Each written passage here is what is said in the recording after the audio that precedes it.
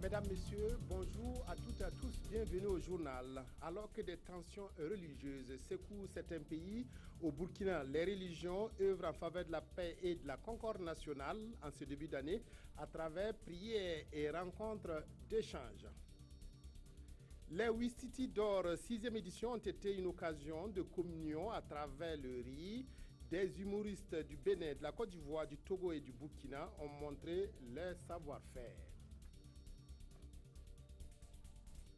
Mais tout d'abord, les fêtes de fin d'année sont maintenant derrière nous. Elles ont donné l'occasion aux uns aux autres de prendre quelques kilos à travers des festins bien arrosés. Comment faire pour perdre cette graisse accumulée et retrouver un poids presque normal? Une interrogation qui taraude bien des esprits et à laquelle tentent de répondre Mokhtar Ouedraogo et Omar Zombri.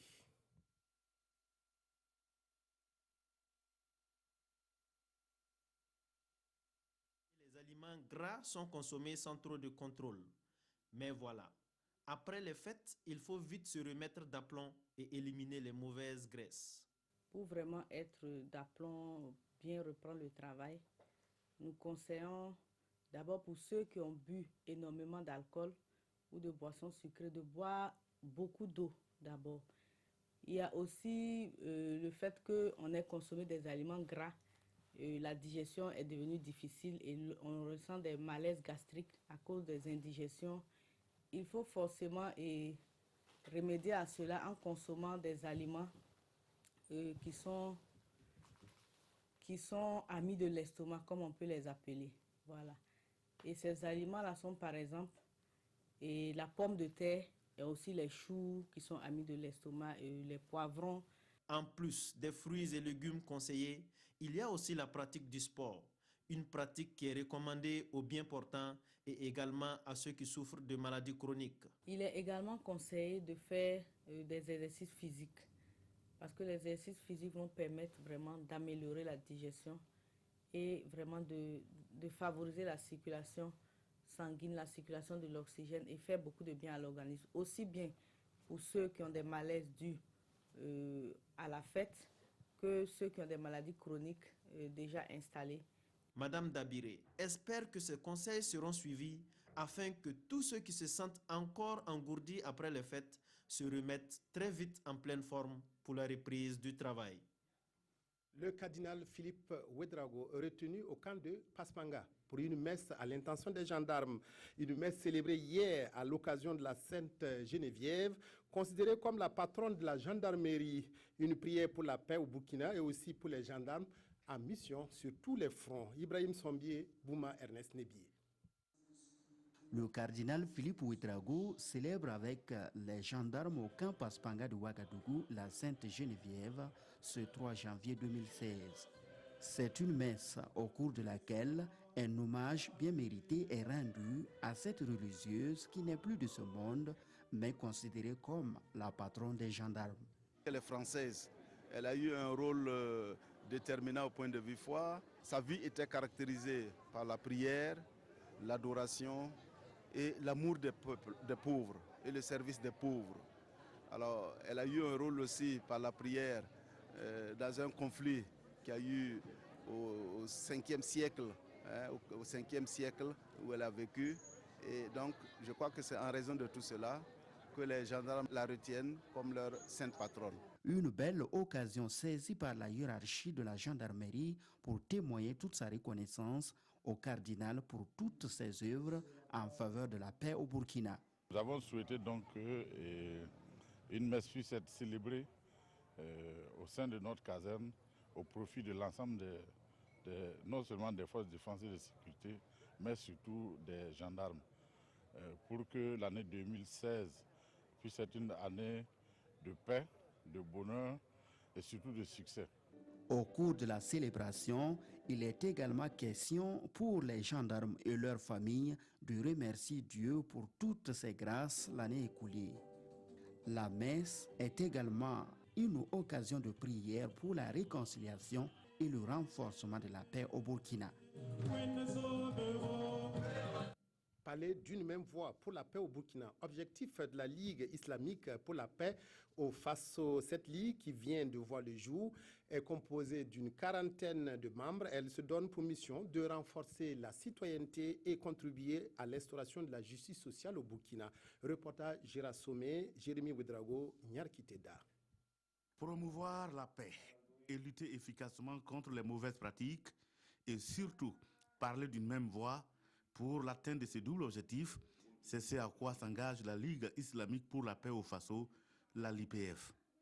Cette structure veut également être un cadre d'échange et de partage d'expériences. On s'est rendu compte qu'au niveau du Burkina Faso, au niveau des musulmans, il y a souvent beaucoup de problèmes. Bon, il y a beaucoup de problèmes et très souvent on n'arrive pas à gérer ça entre nous.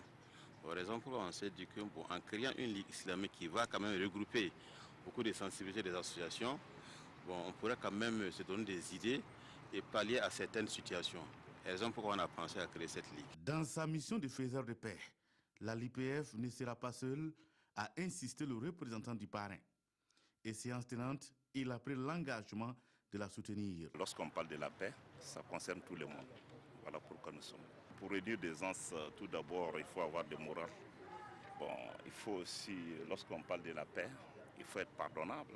Forte d'une quarantaine de membres, la Ligue islamique pour la paix au Faso va aussi œuvrer pour le renforcement de la citoyenneté, mais aussi contribuer à l'instauration de la justice sociale au Burkina Faso. Le 9e séminaire de formation islamique du mouvement sunnite du Burkina s'est tenu à Wayugia, dans le Yatenga. La rencontre avait pour thème « Éducation et paix dans la société, rôle et place de l'islam ».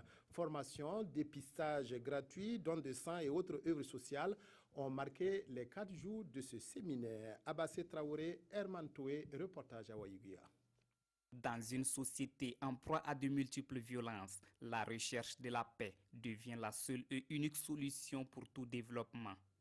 Le mouvement sunnite du Burkina l'a si bien compris au cours de ces séminaires de formation islamique en se penchant sur le thème « Éducation et paix dans la société, rôle et place de l'islam ». Les imams et les enseignants particulièrement, et de manière générale la masse, n'est-ce pas, des musulmans, a été sensibilisé autour, n'est-ce pas, des questions de paix et d'éducation. Ils ont reçu, nous allons dire, n'est-ce pas, des bagages nécessaires. Donc on peut dire que dans la pratique, nous allons voir que les fidèles, après ce séminaire-là, ils seront en mesure, nous avons vraiment espoir en cela, de montrer aux gens que l'islam n'est pas une religion de violence, n'est pas une religion de terrorisme. Des activités de formation, d'éducation et aussi des œuvres de charité ont constitué les temps forts de ce séminaire salué par les autorités. C'est une association qui œuvre beaucoup dans le social, notamment par des dons de sang, par la distribution des vivres. Donc nous, en tant qu'autorité provinciale, nous ne pouvons que saluer telles initiatives et les féliciter, les encourager. Des attestations de reconnaissance et le Saint-Coran ont été remis à des imams et encadreurs afin de poursuivre la sensibilisation pour une société de paix. Religion toujours, la tension est toujours persistante entre l'Arabie Saoudite et l'Iran après l'exécution d'un dignitaire chiite par le royaume wahhabite. L'Arabie Saoudite a rompu ses relations diplomatiques avec Téhéran et donné 48 heures aux diplomates iraniens pour quitter le royaume. Une décision qui ne fait pas retomber la colère des Iraniens qui promettent de venger le cheikh Al-Nimer. Le regain de tension entre l'Arabie Saoudite et l'Iran risque de profiter à l'État islamique. C'est en tout cas ce qui inquiète les États-Unis qui appellent les deux parties au calme. Lors d'une manifestation pour protester contre l'exécution à Riyad d'un dignitaire chiite, l'ambassade saoudienne de Téhéran a été attaquée. L'Arabie Saoudite a aussitôt réagi en rompant ses relations diplomatiques avec la République islamique. Nous sommes déterminés à ne pas laisser l'Iran atteindre notre sécurité. Nous sommes déterminés à ne pas laisser l'Iran mobiliser, créer ou établir des cellules terroristes dans notre pays ou dans les pays de nos alliés, a mis en garde hier le chef de la diplomatie saoudienne. L'Arabie saoudite, sunnite, et l'Iran, chiite, se livrent à une véritable guerre d'influence au Moyen-Orient, une lutte particulièrement virulente en Syrie. Lorsque Riyad a exécuté samedi 47 personnes condamnées pour terrorisme, dont le chiite Nimer Bakr al-Nimer, certains y ont vu une revanche du royaume sur le régime des Mollahs. 10 jours avant cette exécution, le chef rebelle syrien de l'armée de l'islam, un groupe financé et appuyé par l'Arabie saoudite, était liquidé près de Damas. En Afghanistan, le consulat de l'Inde est en passe d'être libéré. Les forces spéciales afghanes annoncent qu'elles ont entrepris des opérations de nettoyage pour libérer le bâtiment. Hier, 6 hommes armés ont tenté de prendre le contrôle de la représentation diplomatique indienne dans ce pays. Une action attribuée aux talibans qui l'ont niée. En Afghanistan, les forces spéciales ont entrepris ce qu'elles appellent l'opération de nettoyage après 12 heures de combat autour du consulat indien. Aucune victime n'est à déplorer dans la représentation diplomatique. Tard hier soir, 6 hommes armés ont tenté de prendre d'assaut le consulat dans la ville de Mazar-i-Sharif. Nos forces spéciales et les commandos ont été déployés et je peux vous assurer que dans 5 minutes, on aura éliminé tous les insurgés, dit ce militaire. L'attaque de Mazar-i-Sharif n'est pas la première contre les intérêts indiens en Afghanistan. En 2008, un attentat suicide contre l'ambassade d'Inde à Kaboul avait fait 60 morts. Qui sont cette fois les insurgés? Les talibans ont nié être responsables. Ils pourraient en revanche être impliqués dans l'attentat de ce matin. Un kamikaze s'est fait exploser près de l'aéroport de Kaboul.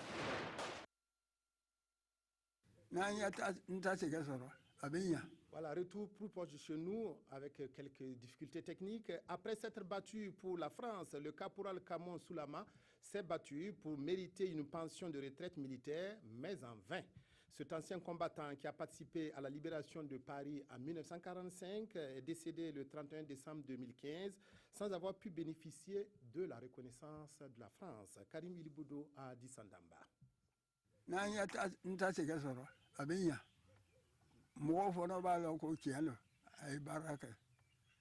Malheureusement, cet argent, il ne le touchera jamais, car le sort en a décidé autrement. La maladie a eu raison de lui. Il meurt ce jeudi 31 décembre 2015, au moment où le dossier suit son cours. En effet, c'est en avril dernier que nous avons réalisé l'interview avec l'ancien combattant, alors âgé de 94 ans. Mon grand-père a fait la Deuxième Guerre mondiale et jusqu'à sa mort, il n'a pas pu bénéficier de la pension. Et c'est dans la pure tradition Karaboro que le caporal Kamon Soulama a été inhumé ici, dans la concession familiale à Signena. Il était apprécié de tous ici au village, car il était à l'écoute de tout un chacun. Il ne tardait pas non plus à venir en aide à ceux qui sont dans le besoin. On n'a pas appris du mal du tout de lui, dans la localité ici en tout cas. En général, tous nos anciens combattants ici, ils ont une bonne renommée. Ce sont des gens francs pour avoir fait l'armée française. Né vers 1921, le caporal Kamon Soulama a servi dans l'armée française de 1941 à 1946 en qualité d'engagé. Il laisse derrière lui une veuve, 9 enfants, 73 petits-enfants et 78 arrière-petits-enfants inconsolables. Et la question qui se pose aujourd'hui, est-il encore possible pour la famille de toucher la pension de retraite du défunt quand on sait que les démarches entamées depuis 2002 n'ont jamais abouti? Débuté 2016 par la bonne humeur, passé aussi par la tenue de la 6e édition du Wistiti d'Or. Le festival qui fait la part belle à l'humour a une nouvelle fois tenu toutes ses promesses. Il a rassemblé des humoristes du Bénin, de la Côte d'Ivoire, du Togo et du Burkina qui ont traduit à travers le rire le thème humour, renouveau démocratique et réconciliation nationale. Moussa Ouedraogo, Salidoussa, reportage. Cette année encore, la tradition a été respectée avec le Wistiti d'Or 2016. Pour la 6e fois consécutive, les Burkinabés ont eu l'occasion de rire à gorge déployée. Avec des humoristes comme Ali Poré Premier et Bala le salopard du Burkina, Eliphas du Bénin et Maïfik de la Côte d'Ivoire, pour ne citer que ceux-là, le public ne s'est pas du tout ennuyé. On nous laisse aller à l'école, on a nos diplômes, on a tout, mais là quand il s'agit de travailler, on dit dit, ah, comme vous êtes comme ça là, on est comment? Quand les enfants l'ont vu là, ils étaient contents. Maman, maman, invitez, invitez, invitez, invitez. Quand la maman est sortie comme ça, là, elle a dit, c'est votre papa. Un satisfait général pour les spectateurs qui ont fait le plein de la maison du peuple. Et ça a été vraiment bien fait et que j'ai beaucoup aimé. Ils ont créé parce qu'ils ne disent pas les choses comme telles vis-à-vis, mais j'ai aimé ça. Placé cette année sous le thème Humour, renouveau démocratique et réconciliation nationale, le Wissity d'or est une manière pour les humoristes de s'aimer la joie dans les cœurs. Comme on a pour objectif chaque année de commencer le nouvel an dans la bonne humeur, on s'est dit on va planter ce semis-là dans tous les cœurs, dans la joie et le bonheur. La 6e édition se révèle être un pari gagné pour le promoteur qui ne compte d'ailleurs pas s'arrêter en si bon chemin. Fin de cette édition, merci de l'avoir suivi. Excellent après-midi à toutes et à tous en compagnie de la RTB.